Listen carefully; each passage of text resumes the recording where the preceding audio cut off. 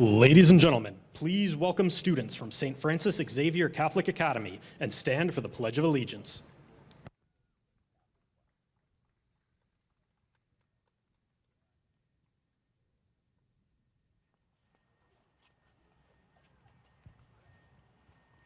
I pledge of allegiance to the flag of the United States of America and to the republic for which it stands, one nation, under God, indivisible, with liberty and justice for all.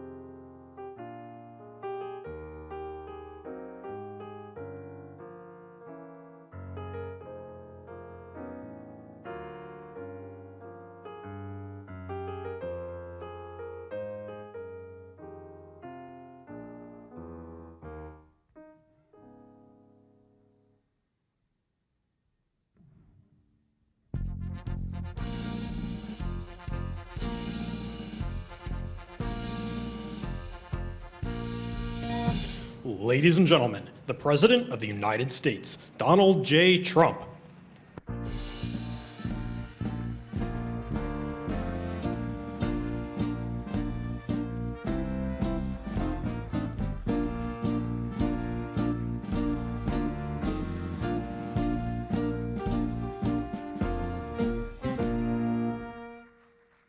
Thank you very much. What a nice setting this is. This is something we spent a lot of time and effort bringing the White House back to a level that it should be at. For essentially 200 years, no work was done on it. It lived on its own merit, but we thought it was proper. If you look at the exterior, you'll see it's all been redone and in perfect shape. It's good for another 200 years, okay? That's the way I look at it. But very important. It's such a symbol, such a representative symbol of us, of what we stand for, and we're very proud to have done it. We're building outside. We're building a beautiful heliport, which has been asked for many, many years. A helicopter would land on wet grass, and it was bad and dangerous. And as you know, over there, we're building a military complex and a ballroom that will be second to none anywhere in the world. We have President Xi coming in 2 weeks, and I was over in China 2 months ago, and we saw the Great Hall of China. Well, now we're going to have a Great Hall, too, in the United States, so it's very important, very, very important. And I want to thank you all and welcome you to the White House as we celebrate back-to-school season in America. It's a big deal.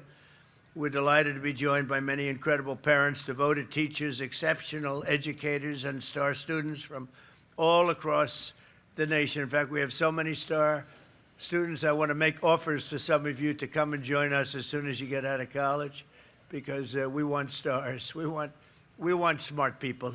We like smart people. Some people say, oh, that's not nice to say. No, we want smart people.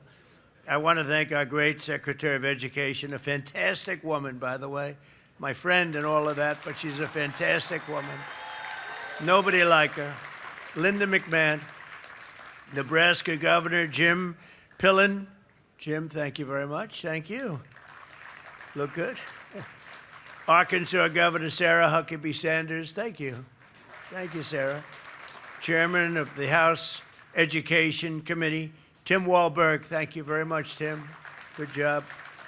And our press secretary, a mother of two. And well, she decided she loved her children more than she loved Donald Trump. I'm very upset about this.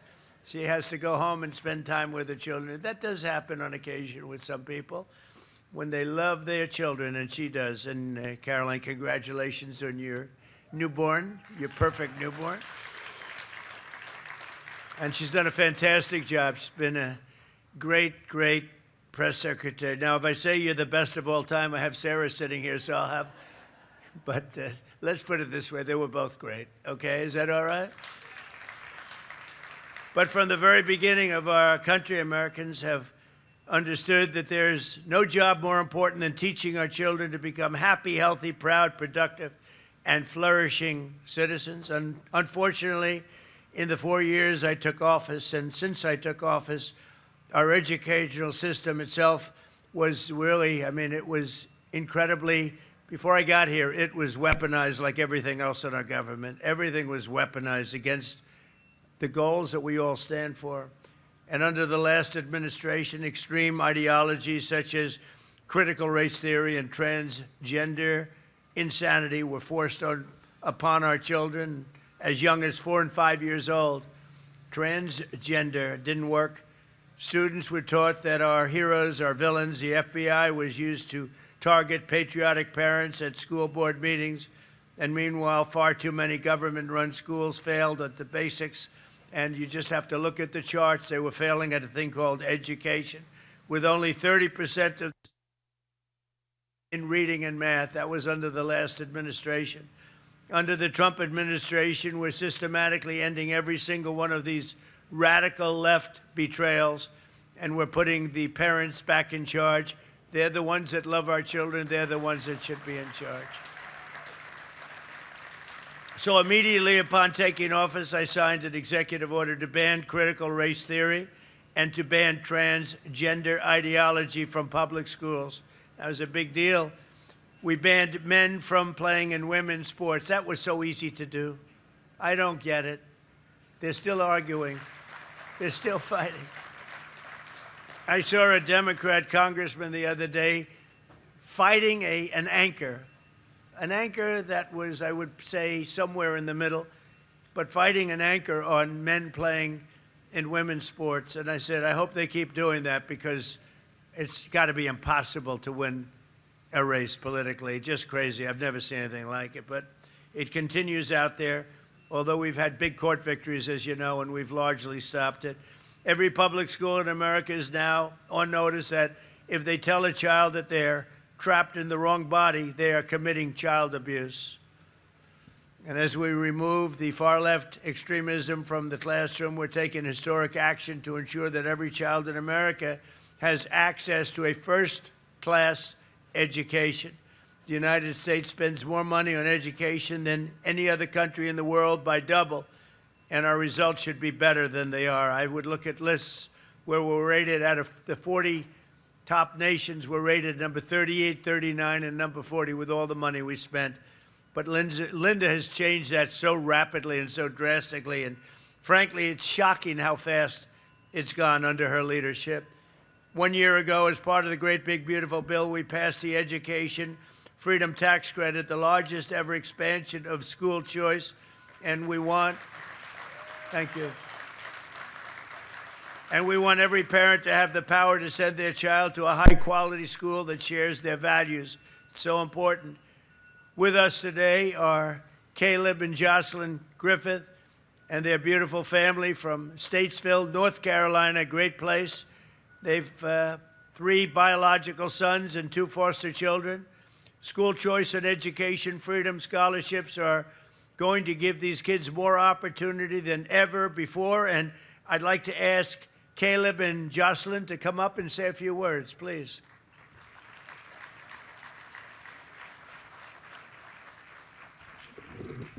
How are you? Nice to see you.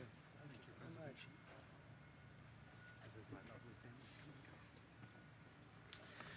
Mr. President, thank you for the honor of speaking today. I'm Pastor Caleb Griffith, and I'm joined by my 5 beautiful children. As President Trump said, 2 of them came to us through foster care, which is wonderful. But my children, 1 of them has autism, and 1 has developmental delays. And although they qualify for an IEP, because of the situation, they were unable to get them. So we've been unable to access the support and help they need to be successful. And we're blessed to be from a state that offers school choice, and it has helped part of our children's educational needs. I personally have seen the benefit of the Opportunity Scholarship for my family and the school my children attend, Cornerstone Christian Academy, who is up for running for the Yaz Prize. But it's thanks to great organizations like Parents for Educational Freedom, who have helped 105,000 families just like mine access the Opportunity Scholarship. And now, because of you, Mr. President, and because of you, Secretary McMahon, the Educational Freedom Tax Credits will give my children the access to the services they need to be successful in the most formational years of their lives. I want to tell you, we only get 1 chance to educate our children, and our children are the future of America. The Bible says to train up a child in the way that they should go, and that's to parents, and this allows parents to do that. So on behalf of my family and every family in America that will access this, thank you, President Trump, and God bless America. Thank you. Wow. Thank you. Thank you. What a great job. Beautiful, beautiful family. Whoop. He made it. Well, as many of you know, no one cares more about America's children and foster youth than our great First Lady. She works hard at it and loves the children. Through her Fostering the Future initiative, Melania is helping transform the lives of children and young people aging out of the foster care system. And she's bringing hope and countless, and you have to see so many people, so many phone calls, so much work, but really bringing hope to countless numbers of families and children, and it's really something to see. It's so difficult. They go through foster care, and then all of a sudden they're released into the world. And, you know, many people have something to fall back on. but they don't. They can't go back to their parents for a little help or for staying overnight or for staying for years in some cases. And it's a very, very tough. So I want to thank Melania. She takes it so seriously. She's done such a great job. It's been so effective. Thank you. And as part of the great, big, beautiful bill, we have massively expanded 529 education saving accounts tremendously, doubling the annual withdrawal cap from K-12 expenses to $20,000 a year, and allowing families to save the education and money for education at the private or religious school of your choice. So that's something that never happened before. Nobody could even think about doing it. They can't believe it's happened now. And it's largely Linda and her representatives that have done this. And now, for the first time ever, families can also have their 529 accounts to support homeschool education. And then, thank you. And then one of the biggest things of all is what's happened with the Trump accounts, where kids will have money. I mean, every child is given at birth, newborn, $1,000. And you're going to watch that money grow.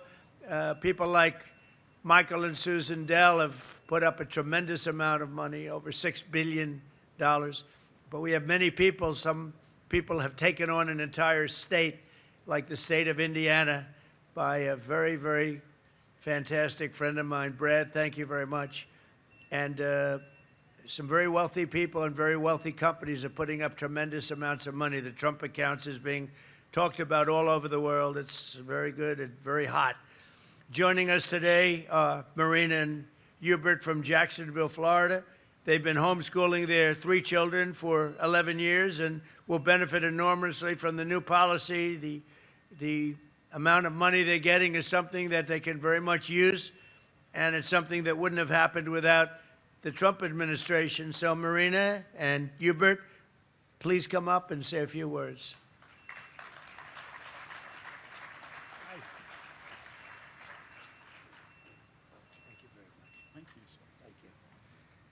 Mr. President, thank you so much for this opportunity to be here. I have with me my beautiful family, my wife, Marina. We homeschool our 3 kids. We've been homeschooling for the last decade. My oldest son is going into 9th grade, my daughter going into 6th, and my youngest son is going into 3rd grade. Homeschooling is something that is very personal to me. Back in 1988, my parents made the decision to homeschool me. And so I was homeschooled from kindergarten all the way through the 12th grade. And I've been blessed with the opportunity to do the same for my family. Back in 1988, homeschooling wasn't popular. And there was not, I don't think, a president who was supporting us. At this time, to see your administration and all that you've done for homeschooling families not only means the world to me, but to also all the other homeschooling families that are out there.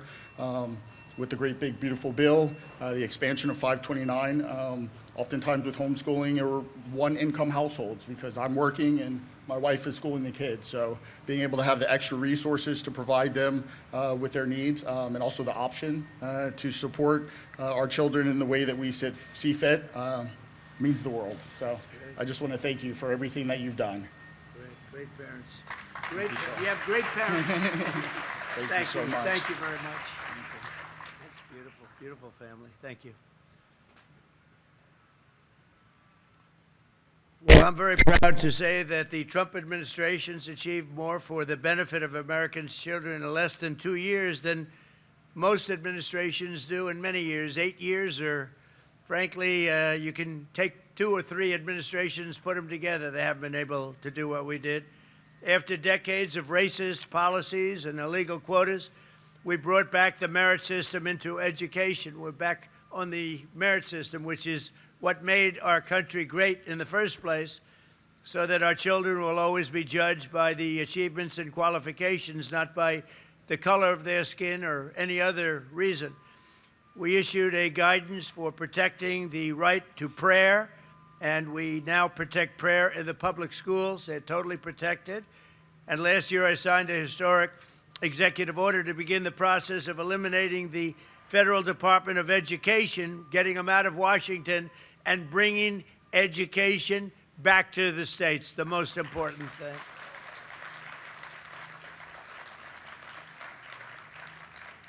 And working with me on the Council on Physical Fitness, we've proudly brought back a wonderful tradition, the Presidential Fitness Test. I signed the Whole Milk for Healthy Kids Act, which people loved, and the farmers love it because they know how good it is, more than anybody. But the Whole Milk for Healthy Kids Act, they weren't allowed to have whole milk, if you can believe it. They could have anything else, but they couldn't have great milk the way it is supposed to be, paving the way for more than 30 million children who drink whole milk in school. And we introduced the Real Food Pyramid and reformed the vaccine recommendations to protect America's youth. We're making America healthy again. We're strongly requesting, even telling people when you get your shots for your young child, and this has to do, we think, with preventing autism, that you go to the doctor for 5 small shots instead of 1 big, massive shot. You do it in 5 different shots. 5 different shots. Small, little shots where those beautiful little bodies can handle it. And I think you're going to see a very big difference in the rate of autism, which is like an epidemic, what's happened with autism. And this year, as we celebrate the 250th anniversary of America's founding, we're also bringing back patriotic education for our youth through the Freedom 250 Mobile Museum. Students from over 3,750 schools are learning about the heroes who have made America the most exceptional nation in history. And we're teaching our children to love America, not to hate America. There's a lot of love going on right now. Our country's never done this well. We have billions and billions of different things happening, money pouring in at the rate of not even billions, trillions, over $19 trillion being invested in America right now. The last administration had less than $1 trillion in 4 years. We had 19, more than 19, 19.2 to be exact, and that's over a period of 12 months. We haven't even included the additional 5 months. So there's never been anything like that in history.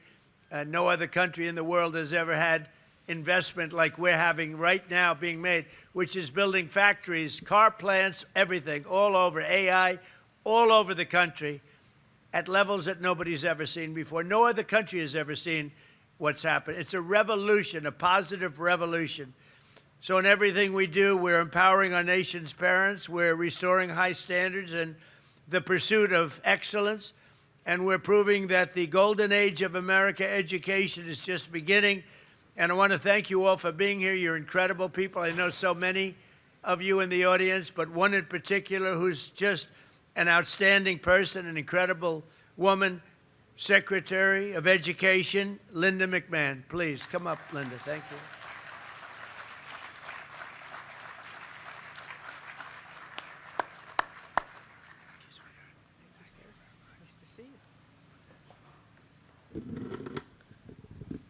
We get it down to my speed, which is always the case when I come up to the microphone. We have to adjust it. Thank you, Mr. President, for assembling this incredible event this afternoon, because nothing is more important in our country than educating our students. Parents, educators, and students, happy back to school season. This school year marks a return to common sense in American education, and it's all thanks to the leadership of our president, President Trump. I remember when President Trump called me shortly after the Biden's administration 2024 Nations Report Card, or NAEP, as you've heard, scores were released, and he told me he was angry and he was also embarrassed by where these scores were. We spoke about what a travesty it is that Americans have invested $3 trillion in a federal Department of Education meant to improve student outcomes, and yet only 30% of our students can read or do math proficiently. This is why President Trump demanded a hard reset to our education system. And under his leadership, we are delivering it. We are taking very deliberate and thoughtful steps to return education to the states. This school year, American parents and students have so much to be excited about because the Trump administration is steering education back to its rightful focus, serving students. so that they are prepared for successful futures. Our administration has cut billions in funding for radical DEI programs and redirected those dollars to teachers, classrooms, and results, supporting evidence-based literacy instruction, pouring record funding into charter schools, and energizing workforce training. Key decisions that once sat with bureaucrats here in Washington, D.C. are moving to where they belong, to the hands of educators, parents, and local leaders who know these children best. 6 states now hold the first ever returning education to the state waivers, freeing over $100 million from federal micromanagement. These waivers allow state leaders to direct federal dollars towards what makes the most sense for their students and not what Washington thinks is best for those students. Additionally, a record 25 states are exercising EdFlex authority, which allows them to immediately free thousands of local school districts from mountains of red tape without first having to receive approval from the Department of Education.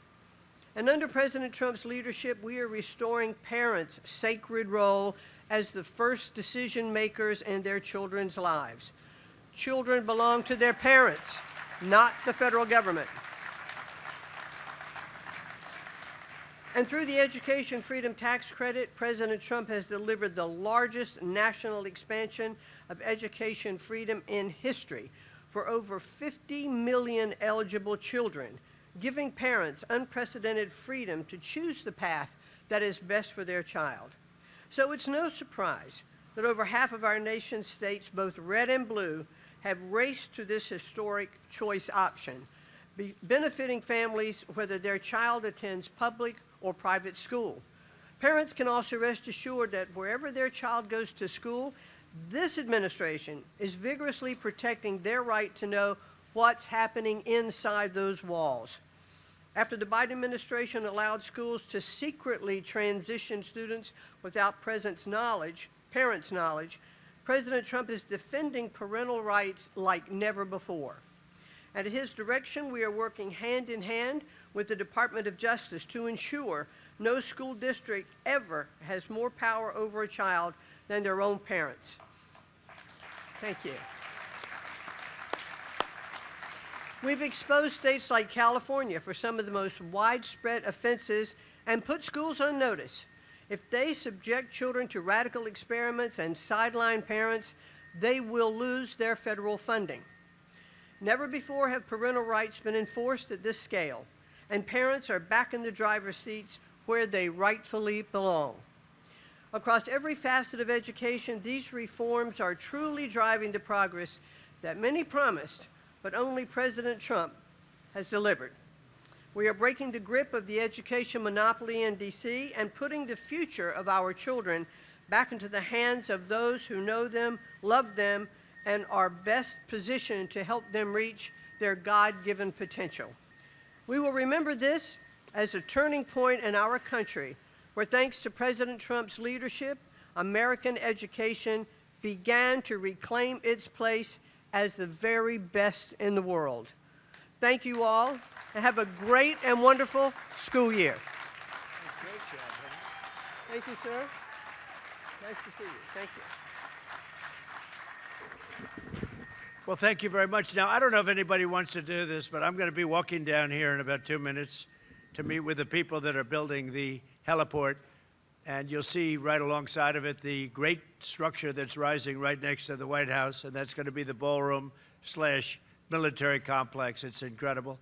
Now, if anybody would like to walk with me, I don't know if Linda's going to have any big events happening now. I don't think so. But if you'd like to follow me, especially with the kids could see construction. I love the sound of construction. When I hear all that banging out there, some people say, oh, that's too bad. And I say, I love it. You know, so if anybody would like to follow me, it'll be a large group, but it's a large pad, and you'll be able to see some very hard-working people. They're working hard, and they're making a lot of money, and they're doing something great for America. And they've needed a heliport for many years here, and we're getting it all done. We're doing all the things that should have been done for years. So if you want to follow me with the children, I think it'll be very interesting. You'll bring your nice family, okay? Follow me. We'll come up here, and we'll walk down. Good. Thank you.